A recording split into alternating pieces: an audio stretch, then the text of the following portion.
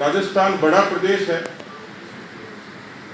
और राजस्थान की राजनीति देश की राजनीति में अहमियत रखती है।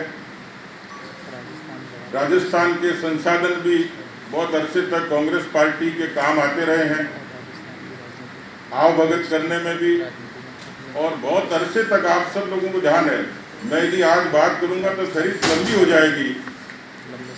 रॉबर्ट वाड्रा की जमीन खरीदने से लेके इंदिरा गांधी के जमाने तक गड़े हुए खजाने को निकालने से लेके तो राजस्थान कांग्रेस पार्टी के लिए सोने की खान रहा है और कांग्रेस पार्टी के वित्तीय संसाधनों को मजबूती देने के लिए अशोक गहलोत जी की राजस्थान की सरकार की हमेशा बड़ी भूमिका रही।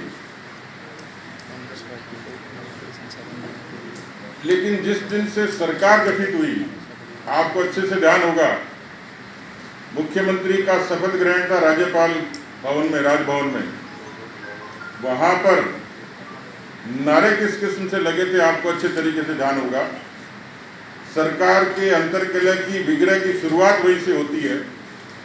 मंत्रिमंडल के गठन में झगड़ा हुआ, सचिवालय में कमरों के लिए झगड़ा हुआ और पिछले 1.5 साल से ये सरकार अंतर्कलह की, अंतर्विरोध की, झगड़े की शिकार रही। 1.5 वर्ष में अशोक गहलोत की सरकार ने राजस्थान में लूट और झूठ के अलावा कुछ नहीं किया और उसी की वानगी है कि 1.5 वर्षों में भारतीय जनता पार्टी ने तो कभी नहीं कहा विश्वेंद्र सिंह जी को कि अपनी सरकार को घेरो, कभी भी भरत सिंह जी कुंदनपुर को नहीं कहा कि आप भ्रष्टाचार, अपनी सरकार के भ्रष्टाचार के खिलाफ चिट्ठी लिखो मंत्री के खिलाफ।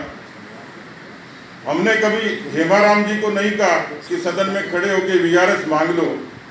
हमने कभी वीरेंद्र सिंह को नहीं कहा कि अपने मंत्री पर ये आक्षेप लगा लो और ये कहो कि शायद हमारी विदाई तय होगी। ऐसे अनेकों उदाहरण हैं, मैं सारे प्रसंगों में नहीं जाना, लेकिन स्पेसिफिक तौर पर ये चीजें सामने दिखती हैं। जिस तरीके से अशोक गहलोत जी ने पिछले दिनों से जो अनर्गल बयानबाजी की, तो राजस्थानी में कहावत है, झगड़ा मोटियार और लुगाई का, दोस्त पड़ोसी का। इस किस्म से लड़ाई है इनकी और इस लड़ाई के चलते जब इस तरीके का अंतर्विरोध था, उस वो 99 की सरकार कैसे बनी? पूरी की पूरी पार्टी बीएसपी, मायावती जी के ट्वीट देख लीजिए, उन्होंने क्या कहा। 6 के लोगों को मर्ज कर लिया, संविधान की दुहाई देते हैं, लोकतंत्र की दुहाई देते हैं, मर्यादाएं कहां चली गई? 2008 की सरकार थी, उसकी पृष्ठभूमि भी यही थी। तो ये बता दें कि उनसे कब और क्या डील हुई। इस सरकार के दौरान भी जितने निर्दलीय और बीएसपी के लोग थे, पूरी बीएसपी को अब मर्ज किया, इंडिपेंडेंस को एसोसिएट बनाया। तो सरकार तो बिल्कुल मार्जिन पे थी। अंतर्कलह आज भी है और मार्जिन पे आज भी है। जिस तरीके के बहुमत का दावा करते हैं वो सड़कों पर साफ तौर पर दिखता है, जो रिएक्शन आती है इनकी सरकार के मंत्रियों की, विधायकों की। इसलिए कमजोर, नाकारा और वित्तीय संसाधन केंद्र को उपलब्ध नहीं कराने की हताशा, क्योंकि ऊपर उनके काकाजी बैठे हैं। 55 वर्षों की लूट और झूठ तो कांग्रेस ने राजस्थान में कर दी होगी, लेकिन अब उनको ये अवसर नहीं मिलेगा, इस बात से आशंकित हैं। यदि इनके कच्चे चीथे खोले जाएं तो इन्होंने तो कोरोना को भी नहीं बख्शा, जिसमें भ्रष्टाचार का पहाड़ खड़ा कर दिया हो।